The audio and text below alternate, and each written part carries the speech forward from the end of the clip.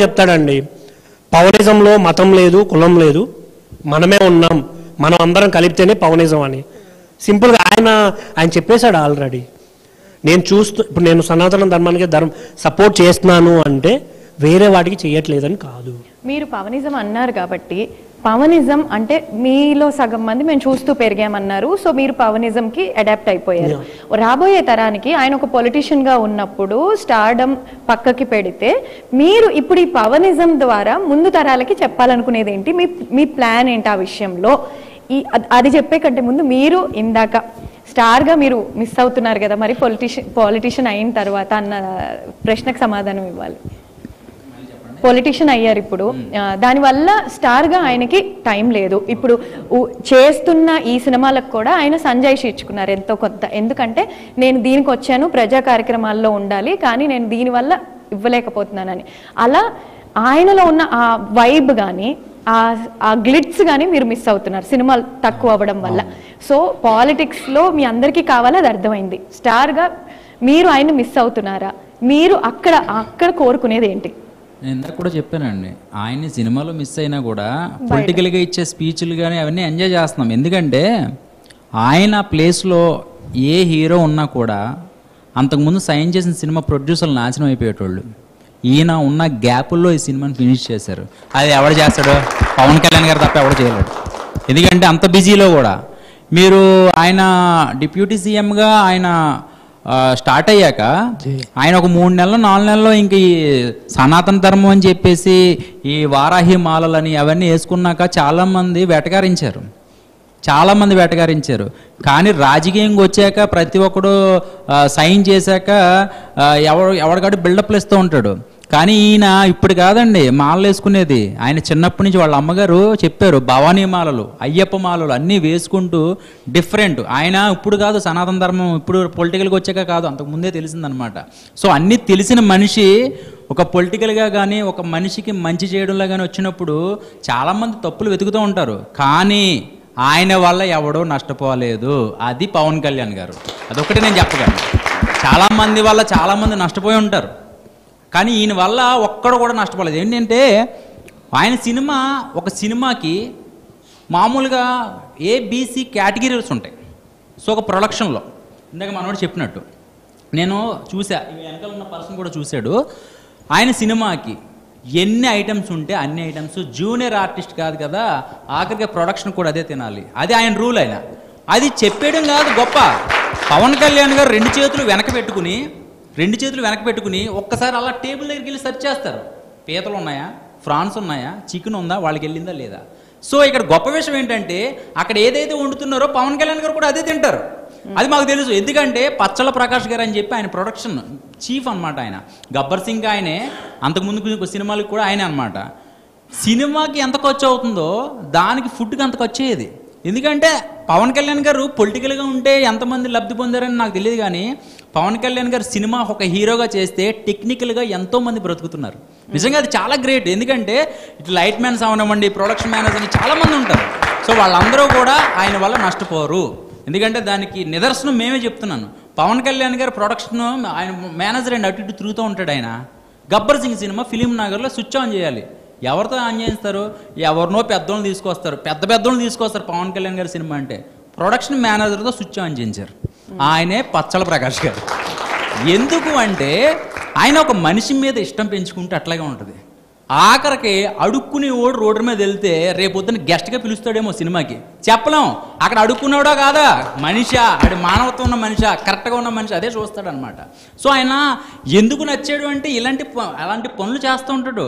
ఇప్పుడు దీని మీద నష్టం వచ్చింది అనుకోండి, సపోజ్ అనుకుందాం, నష్టం వచ్చింది అనుకోండి, అది ఎలాగా దాన్ని ఈ డబ్బులు ఇచ్చేస్తే గొప్ప కాదండి. డబ్బులు ఇచ్చేస్తే గొప్ప కాదు, మళ్ళీ ఇంకో సినిమాకు ఛాన్స్ ఇస్తాడు. అదే బండ్ల గణేష్కి అంతకుముందు సినిమా ఫ్లాప్ అయితే గబ్బర్ సింగ్ ఇచ్చాడు.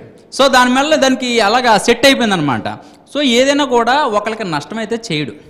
చాలామంది సినిమాలు ఇప్పుడు ప్రొడ్యూసర్లు కానివ్వండి ఎవరైనా కూడా ఎప్పుడు డేట్స్ ఇస్తారు, కనీసం ఒక 300 రోజుల్లో అలా ఒక 20 రోజులు ఇచ్చిన సినిమా ఫినిష్ అయిపోద్దిరా బాబు అని చూసేవాళ్ళు చాలామంది ఉన్నారు. ఎందుకంటే ఆ కట్స్, ఆ కరిష్మా అవన్నీ నేను ఇందాక నేను చెప్తున్నాను కదా. ఒకటండి, పవన్ కళ్యాణ్ గారు ఫ్యాన్గా ఉండాలంటే కట్స్ ఉండాలి. ఒకటి లైఫ్ లాంగ్ నిలబడాలన్న ధైర్యం ఉండాలి. నేను ఈ రోజు చెప్తున్నానండి, పవన్ కళ్యాణ్ గారు ఒక ఈవెంట్లకు వస్తే తొక్కిసలాటలు జరుగుతాయి, ఏదైనా జరుగుతాయి, చాలా ప్రమాదాలు జరిగినాయి అంతకుముందు రాజమండ్రిలో మీటింగ్లో పెట్టినప్పుడు కూడా.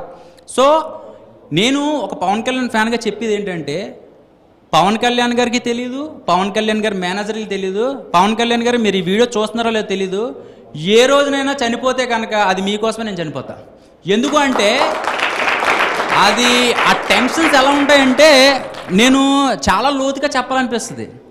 పవన్ కళ్యాణ్ ఫ్యాన్ అంటే ఎటకారాలు ఎక్కువిస్తారు, చాలా కామెంట్లు వస్తాయి మాకు.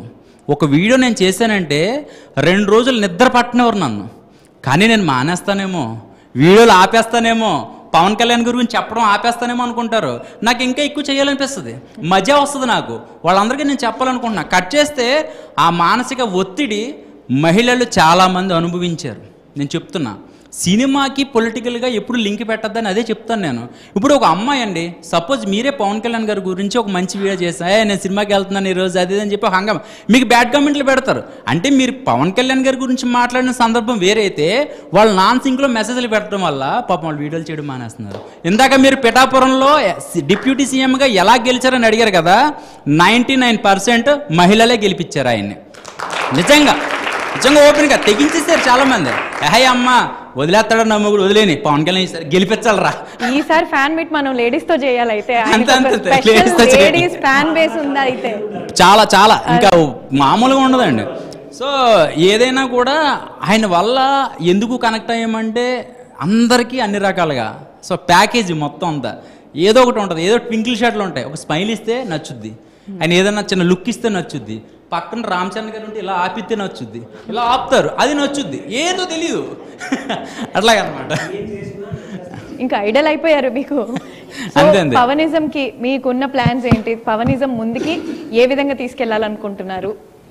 అంటే ఇప్పుడు హరిహర వీరమల్లు అయిపోయాక నెక్స్ట్ ఇంకా ఓజీ ఉంది, తర్వాత ఇంకా చాలా సినిమాలు ఉన్నాయి. కట్ చేస్తే ఈ సినిమా మీద ఎక్కువ ఫోకస్ నెగిటివ్గానే ఎక్కువ స్పెక్ట్ చేస్తున్నారు.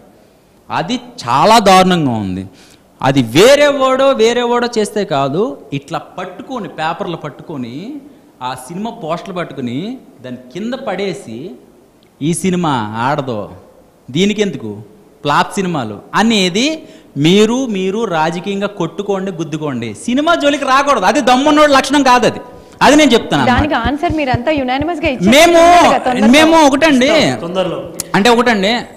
సినిమా హీరోగానే మేము మాట్లాడుతున్నాం. అందరికీ ఫ్యామిలీస్ ఉంటారు, అందరూ తెగిచ్చారు, అందరూ ఏరా ఊరే అని తిట్టారు. అది ఆలోచనతో చేస్తాం, మేము కూడా ఆలోచనతో మాట్లాడుతాం. ఒక పేరు మెన్షన్ చేయకుండా నేను మాట్లాడాను కదా, అది అర్థమయ్యే వాళ్ళకి అర్థమవుతుంది కదా. సో నేను చెప్పేది ఏంటంటే పొలిటికల్ వేరు, సినిమా వేరు. సో అది పొలిటికల్. ఏమంటే ఒక పొలిటికల్ లీడర్ ఎవరైనా కాలం చేస్తే అంతకుముందు వేరే పార్టీ వాళ్ళు వచ్చి పరామర్శిస్తారు కదా. ఎందుకు పరామర్శిస్తారు? పొలిటికల్ వేరు, వ్యక్తిగతంగా జీవితం వేరు. సో దీన్ని కూడా అలా తీసుకోవచ్చు కదా అని నేను అంటాను అనమాట.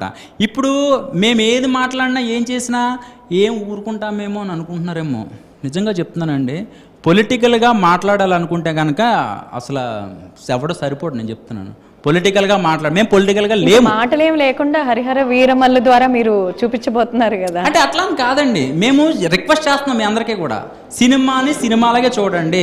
హిట్ అయినా ఫ్లాప్ అయినా యావరేజ్ అయినా అది మేము మా ఇష్టం. అది సో యాజ్ ఫ్యాన్స్ మీరు ఇవాళ రేపు ఎల్లుండి అయితే మాకు దొరికే వాళ్ళు కాదేమో.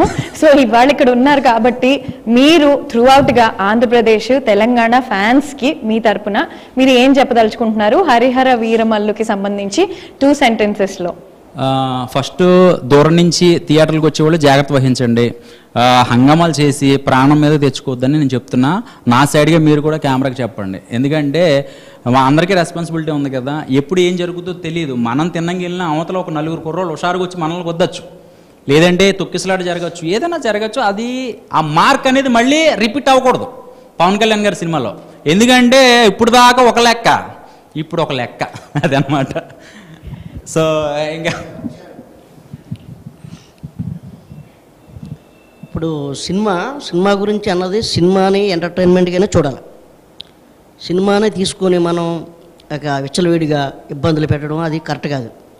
చూస్తున్నాం కదండి, అక్కడ మన తిరుపతి మీరంతా సినిమా లాగా చూడట్లేదు కదండి, గుండెల్లో పెట్టేసుకున్నారు. ఇంకా గుండెలో పెట్టుకున్నాం అంటే కొంతమందికి ఇబ్బంది పెట్టకుండా వెళ్తున్నాం, మనం చేస్తున్నాం, సినిమాలు చూస్తున్నాం అన్నీ. కానీ వెళ్ళే అదే పబ్లిక్ క్రమంలో జాగ్రత్తగా, ఇంటికాడ తల్లిదండ్రులు ఉన్నారు, మన నమ్ముకుని కుటుంబాలు ఉన్నాయి. సార్ కూడా చెప్పారు ఎన్నోసార్లు, మేం కాదు ముందు మీ తల్లిదండ్రులు అని ఎన్నోసార్లు చెప్పారు. ఎన్టీఆర్ గారేటి, పవన్ కళ్యాణ్ గారేటి అందరూ కూడా చెప్పారు. దయచేసి మాత్రం సినిమా చూడడానికి వెళ్ళేవాళ్ళు మాత్రం, నేను నాతో సహా అందరూ కూడా దయచేసి మాత్రం ఇలాగ ఒక క్రమశిక్షణగా ఉండాలి. అండ్ ఆ పవన్ కళ్యాణ్ గారికి పాలాభిషేకాలు అయ్యే ఆయనకి ఇష్టం ఉండదు. ఆ పాలాభిషేకాలు చేసి ఉంటాయి కదా, ఆ పాలతోటి అవి తెచ్చి హాస్పిటల్లో ఇగో మా సినిమా రిలీజ్ అవుతుంది వాళ్ళకి ఇస్తే, ఆ బెడ్డో గెడ్డో ఇస్తే వాళ్ళకి ఆయనకి ఇంకా చాలా హ్యాపీ అనిపిస్తుంది. అంటే వేస్ట్ అవ్వకూడదు. మొన్న ఎవడో 40 లీటర్ల పాలతో స్నానం చేశాడట. అంత అవసరం అండి? అంత అవసరం చెప్పండి? అదే హాస్పిటల్లోకి వెళ్ళి ఇగో ఇలా జరిగింది, ఇగో అన్న మంచి చేశానని చేస్తే ఇంకో 10 మంది చెప్పుకుంటారు. నేనైతే దానికే ఫస్ట్. సో మొత్తానికి ఎలా చూసినా కానీ దీన్ని సమ్మరైజ్ చేయాలంటే మాత్రం నాకు అర్థమైంది ఒకటి, పవన్ కళ్యాణ్ గారు స్టార్గా ఉన్నా, పొలిటీషియన్గా ఉన్నా, ఏ విధంగా ఉన్నా మాకు పవన్ కళ్యాణ్ గారు ఇంపార్టెంట్. మీరంతా కలిసి చెప్పింది. నెంబర్ 2, ఏది ఏమైనా సరే ఆయన ఏ పని చేసినా మీరు మద్దతు తెలుపుతారు. అండ్ పవనిజంకున్న ఐడియాలజీ అంటే ఏ వ్యక్తి అయినా నిజంగా నిజాయితీతో మనిషిని మనిషిలా చూడగలిగితే వారిలో ఉన్న మంచితనాన్ని, మనస్తత్వాన్ని పరికించి చూసిన ఫ్యాన్స్ ఆయన్ని దేవుళ్ళ గుండెల్లో పెట్టేసుకున్నారు. సో ఆయన సినిమా చేసినప్పుడు సినిమాని ఆరాధిస్తాము, ఎప్పుడైతే పాలిటిక్స్లో మా కోసం ఒక ముందడుగేస్తారో, అంత ధైర్యంగా ఒక ముందడుగేస్తారో అప్పుడు వెనకుండి నడిపించుకుంటాము. ఆయనకి మేం ఫోర్స్ కాదు, ఆయనే మా అందరికీ ఫోర్స్ అనే ఒక భావం వచ్చేటట్టు. అలాగే ఫ్యాన్ మీట్ అనగానే వీళ్ళు చాలా ప్రిపరేషన్స్లో ఉండి కూడా ఈరోజు పవనిజంలో ఉన్న ఒక ఐడియాలజీని తీసుకుని ప్రతి ఒక్కళ్ళు బాధ్యతాయుతంగా ఫస్ట్ డే